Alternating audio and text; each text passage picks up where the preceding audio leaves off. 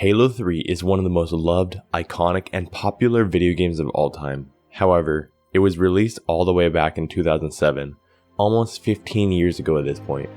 Earlier this year, all of the original Halo 3 servers were shut down forever, never to be played on again. Fortunately for all Halo fans, you can still play Halo 3 on the Master Chief Collection. I actually spent my past month playing Halo 3 every single day. I have a decent amount of time in it overall. So if you've never tried Halo 3 or just haven't played for a while, today I'm going to be answering the question, is Halo 3 still worth playing in 2022?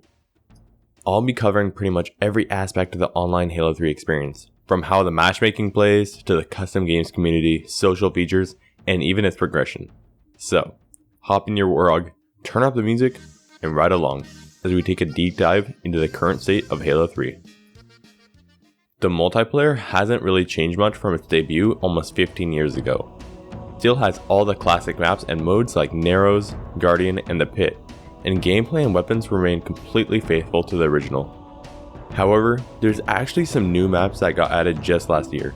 2 of these maps are pretty great and a lot of fun, while the other one, not so much. But hey, you gotta take what you can get. The gameplay is solid as always. Halo 3 is competitive and difficult enough to be engaging, but also casual enough to be fun and relaxing to play.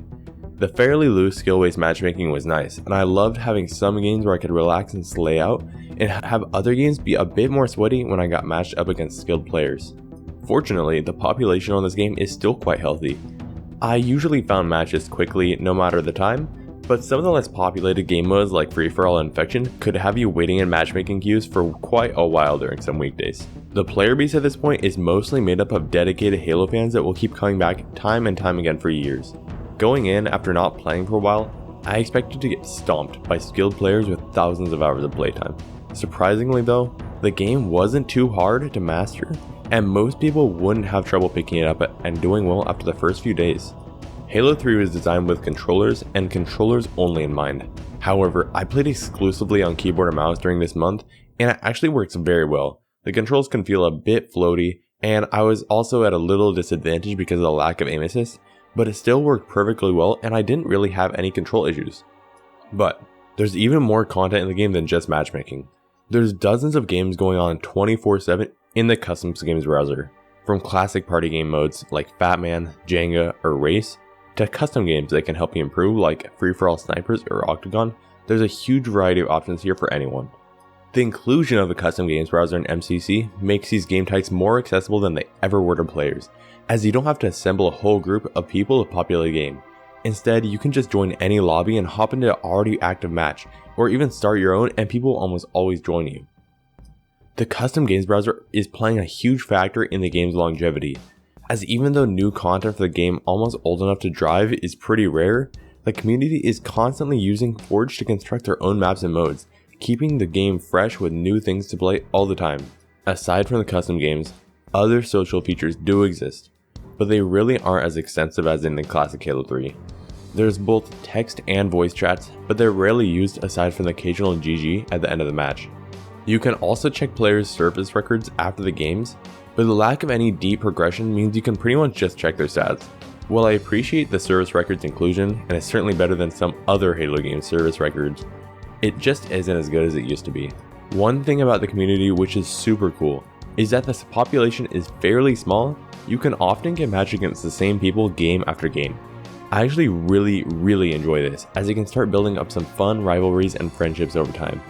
I've never really experienced anything like this in any other game, and it's a pretty awesome community experience. As far as the progression and customization goes for your Spartan or Elite, you can find all of the old armor and customization options. There's even further depth added, as you can mix and match armor pieces in even more ways than you could originally. This might be a controversial opinion, but I don't like how all of the old armors are unlocked by default, meaning there's nothing cool or rare to really work towards, like Katana and Recon in the original game. However, over the past couple of years, 343 has been introducing new customization options to the Master Chief Collection, such as new armors, visors, weapon skins, vehicle skins, and even backbling. You can unlock these through the Battle Pass system and the rotating shop. These are both completely free, and the currency to progress the Battle Pass and unlock shop items can only be earned through playing the game and completing challenges. While I do prefer the old ones, most of the new armors actually look good and they fit in well. I also quite like using the weapon skins, and the ability to change the color of your energy sword is pretty awesome. However, if you do want a classic Halo 3 experience, you can simply go and toggle off all the new armors and customization options in the settings, and you just won't see them anymore. There's also an XP system where you can earn experience and rank up. Ranks don't unlock anything special for you, and they're purely for bragging rights. However, you should know that nobody in the entire world has achieved the true max rank in MCC, which requires 1.2 billion XP. So, don't go into this expecting to be able to grind it out and reach max rank in just a couple months. Overall, the progression and customization in its current state is solid.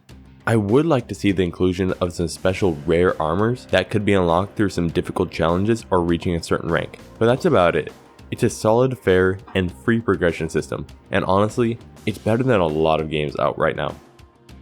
So, is Halo 3 worth playing in 2022? Everybody watching this video saw this answer coming, but absolutely it is. This is, in my opinion, the best Halo experience you can have today. Sure, it's not going to be the same as in its prime, but it's a good, complete, and well-optimized game that is 100% worth your time. However, if you've never played Halo 3 before and you're not really drawn in by it, I wouldn't necessarily recommend buying it. While it is one of my favorite games of all time, the gameplay and controls can feel a little bit dated compared to modern games, and I could see some new players getting tired of it. If you are interested in the game, however, I would definitely recommend trying it out on Game Pass, which is available on PC or Xbox. You can usually get a 1-month free trial, and there you can just try out the entire Master Chief Collection, and from there, decide if it's for you or not. That's all for today, everyone. I know it doesn't seem like it would make much of a difference for such a massive YouTuber like myself, but leaving a like if this video helped you at all would really mean the world to me.